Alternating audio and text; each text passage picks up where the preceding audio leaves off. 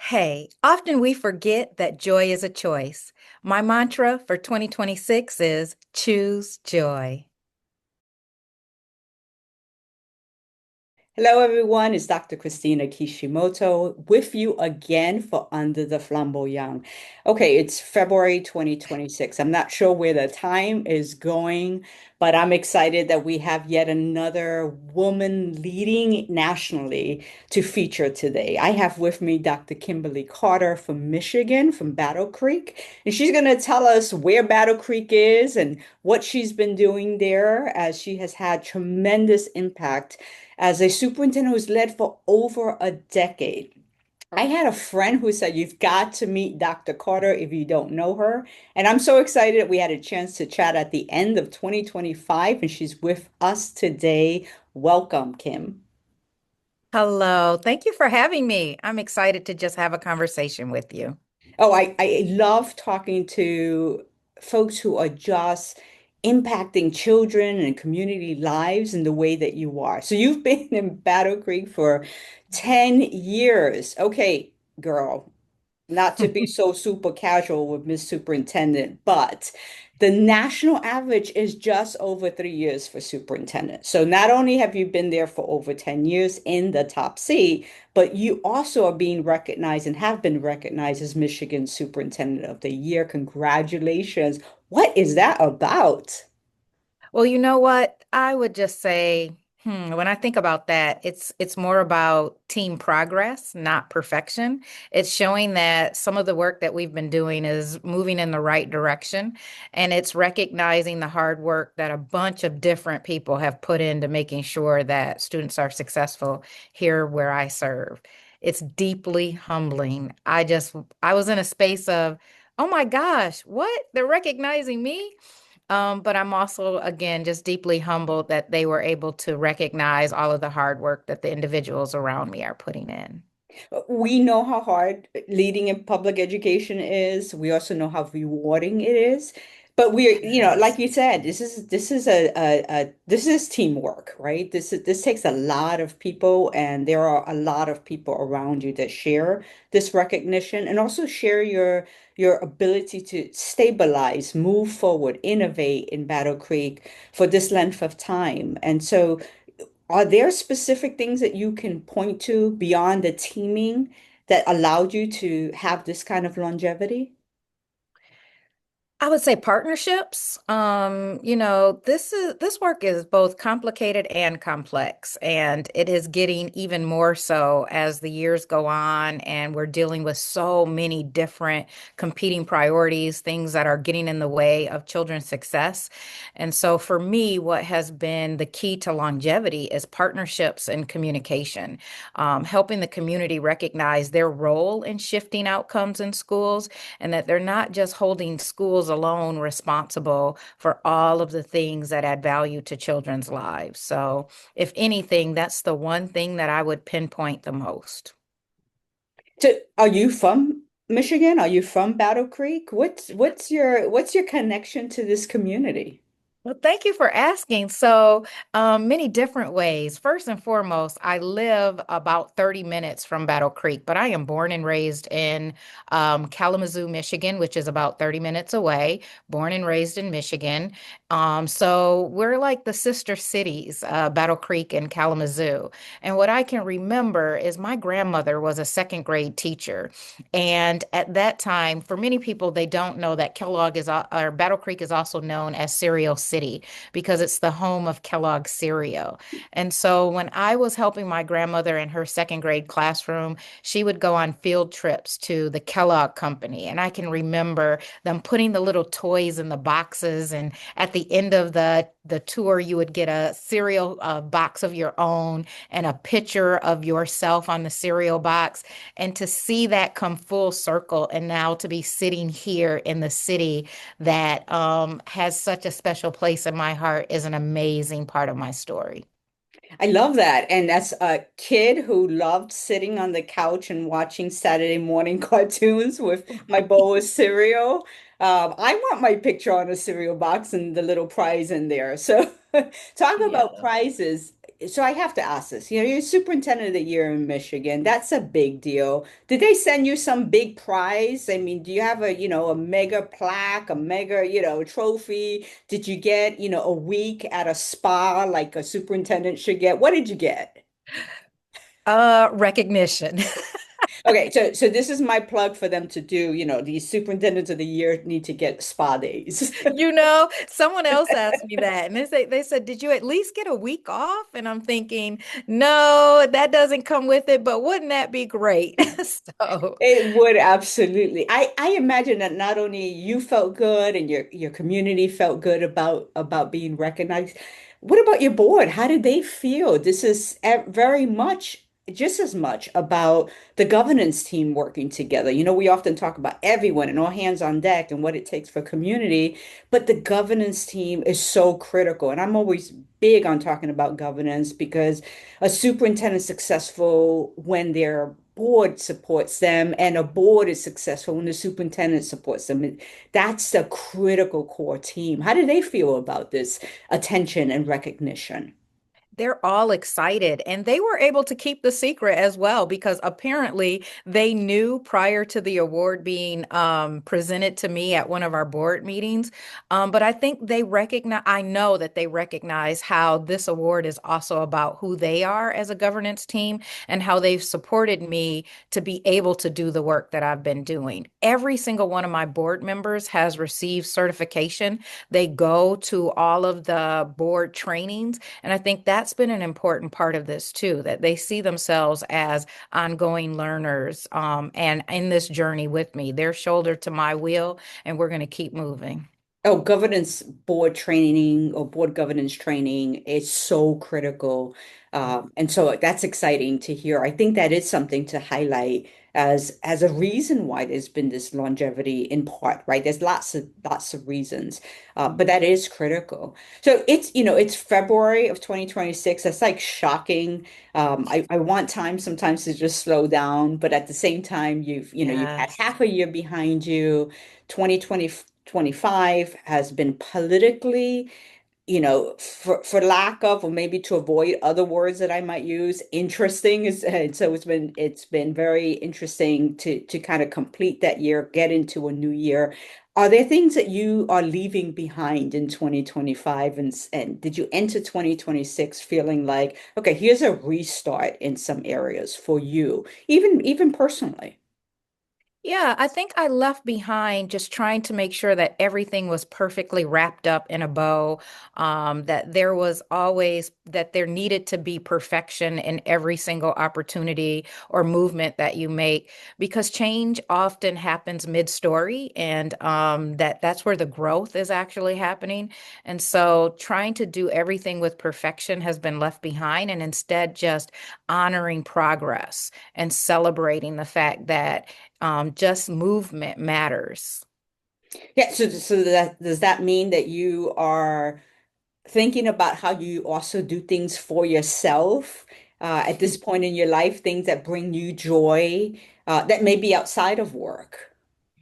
Yes. And so I often say to not just my staff, but I'm trying to say to myself that you have to put your own oxygen mask on first. And so that's just a mantra that we have around here. And they hear me say it all the time, that if you can't pass the keys to someone else, then what kind of leader are you?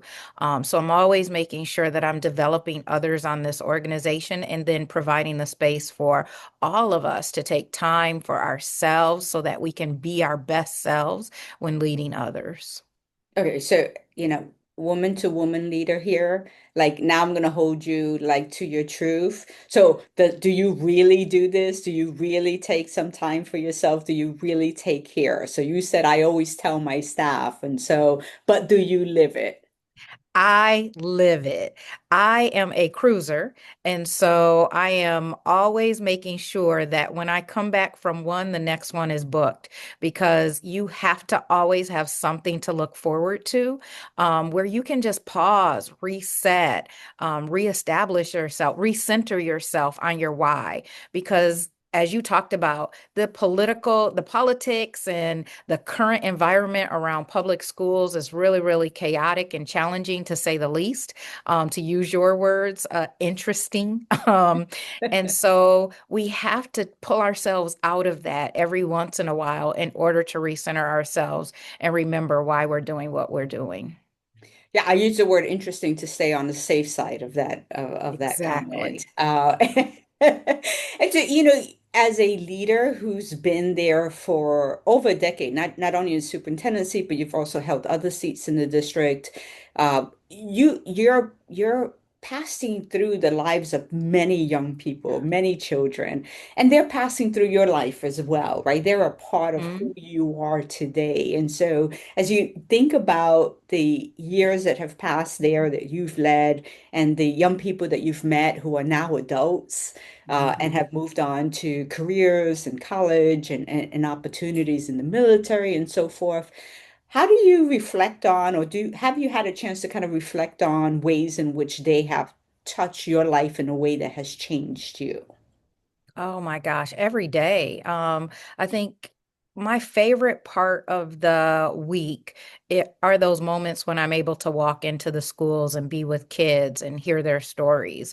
And so they've all had an impact on me in one way or another, but most importantly around thinking about the future and what they have to add to it and what my role is, and giving them the runway to actually walk into their potential and their possibilities. So that's what they do for me. And then to be able to think about how education is really the center of their economic mobility.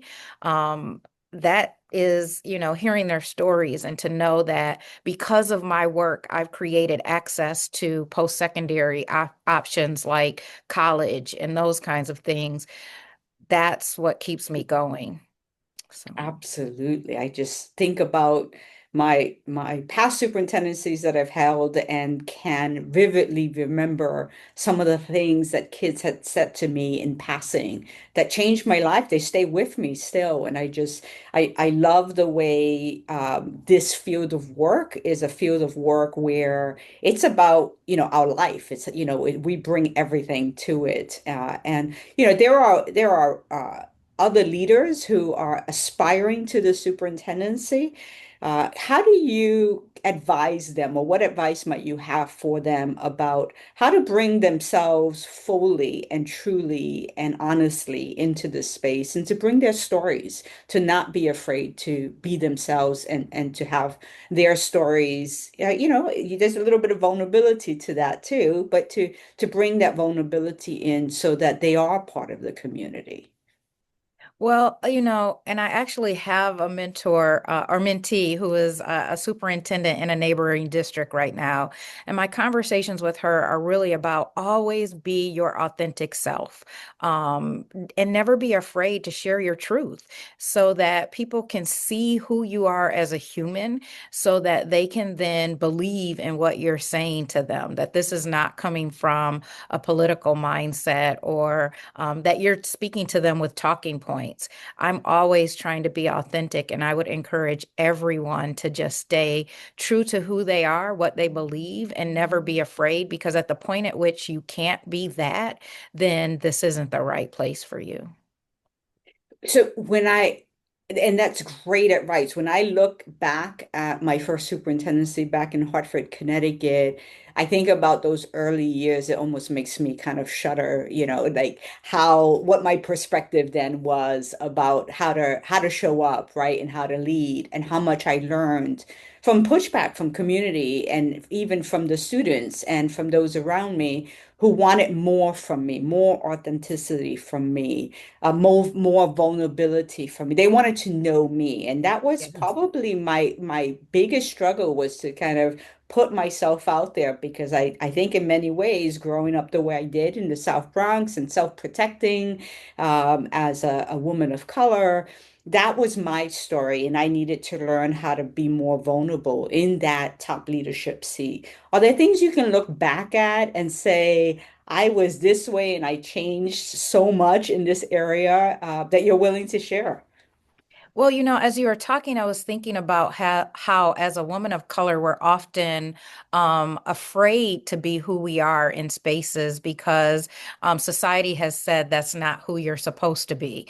And so I think over the years, I've just learned that when you try to be something that you're not, then you will come off as inauthentic and not transparent. And so you just have to have the courage to step out on faith and be who you are in those moments and be courageous enough to fail forward because this is not. You're not always going to make the right decisions or do the right things, but as long as you can grow from them and grow into them, then you'll come out better on the other side. So those are the lessons that I've learned along the way. I'm no longer afraid of failing forward because in those moments, I've really learned a lot and come out on the other side a lot better and a lot stronger. It's funny, as I'm listening to you answer that question, I'm thinking about being in the deputy seat at one point in my life and being around a superintendent who would tell us for every, one good idea, I have nine really bad ones, as we would push back on him as his cabinet. And my thinking, I don't know that I could say that as a woman. I thought it was different for him as a man to be able to say that. And I think there are those differences that when we're going through the process of our career and moving up kind of in leadership, we're constantly reflecting about what we can and can't do. And I think that does then temper or moderate, what we're willing to step out and take that risk around. And the January edition we met a leader out of Washington who shared a very personal story, and I applaud her for being willing to do that. And I met her, when she was talking to this big audience of friends and people she didn't know, and was willing to share that story. And she's going and shared kind of this change process of sharing that vulnerability in that vulnerable way, but it's who she is. And I think it's hard to lead if you're not sharing who you are authentically. Well, and I think I've also learned over the years about things that I thought were not acceptable or that I thought weren't acceptable weren't really true. And so some of it is just around what society has placed on us as women of color, and that we just have to learn to not accept and push through and just stay focused on, again, what is best for the students in the community that you serve and how do you reach that aim, even in the middle of just chaos and people who don't believe in what's possible. So. So, Kim, you have so many stories to share Yeah. from your time in your seat. But I'm wondering where you are as you sit here in, early 2026, thinking forward and where you want to be. What's next for you? And of course, I don't want anyone getting nervous that you're leaving where you are. That's No, not what the no. question is. But we're always, as leaders, thinking about what's next, what's next, and what do you feel at this point in your life is next for you? So I still have some goals that I want to hit here. Definitely that I still want to see this new scholarship that we've been able to develop really take hold and making sure that the all of the systems have been designed to ensure that students have access to it. So there are little things that I want to accomplish here, but largely and broadly, I have really developed a passion for developing other leaders. I want to be able to look back and make sure that we've created a pipeline for other individuals to step into this space because education needs really good leaders who are going to continue to redesign this system in a way that ensures every child is successful.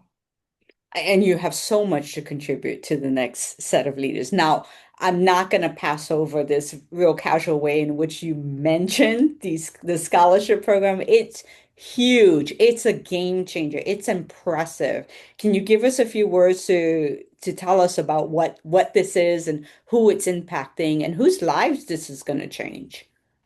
Yeah, so as I started, it's really been about partnerships here in Battle Creek. And so I've been able to partner with the W.K. Kellogg Foundation to offer a generational investment into the students of Battle Creek called the Bearcat Advantage. And the Bearcat Advantage offers 100% tuition, college tuition and fees to all Battle Creek Public Schools graduates. And they're able to have 100% tuition and fees payable to any unit college or university, 4-year college or university in Michigan and or an HBCU. So what that means for our students is that they no longer have the financial barrier of making the choice to go to college or a university after high school. So we've eliminated that financial barrier. Even though we know that college is more than tuition and fees, we have other opportunities for students to have scholarships to cover those things like books and housing and all of that. But we've created access, and that was really important to me by eliminating that opportunity gap. Okay, so this is the great example of a superintendent who focuses on game-changing issues and allows the rest of the staff to be empowered to run the district, right? This is huge. This is not an easy thing to do. You have a major partner, but this is a whole design principle about equity of access and opportunities and elevating student success in a tremendous way. So I applaud you for that, and I think this is a great way to kind of wrap up. But I think I also want to highlight that when you are in the sea for the number of years you have, you're able to grow these kind of partnerships and trust and create a really sound team that's moving an agenda collectively. And so I applaud you for that. And I thank you for being willing to share a bit of your story today. Thank you for having me. It's always great to have a conversation with you. Well, it's great to have had an opportunity to talk to Dr. Carter in Michigan. If you don't know her, do what I did, which is I just cold reached out and say, hey, we need to know each other. I need to know more about your story. There are tremendous leaders leading throughout this nation, game-changing leaders for our children and youth. I thank you for your bold leadership, Dr. Carter, and for sharing a bit of your story today. And as a reminder to our community, our collective community, we have our When Women Lead conference again in June 2026, and our registration is open. Please join us. This is a conference dedicated space for women leaders throughout the nation to come together. So, Dr. Carter, I hope to see you there. Enjoy the rest of your day. It is too cold for me to invite myself to Michigan. I am not a cold weather person. I am an islander. But when it gets warmer, I hope that I can go to your space and have a chance to break bread with you in person. Thank you again for having me. It's been great.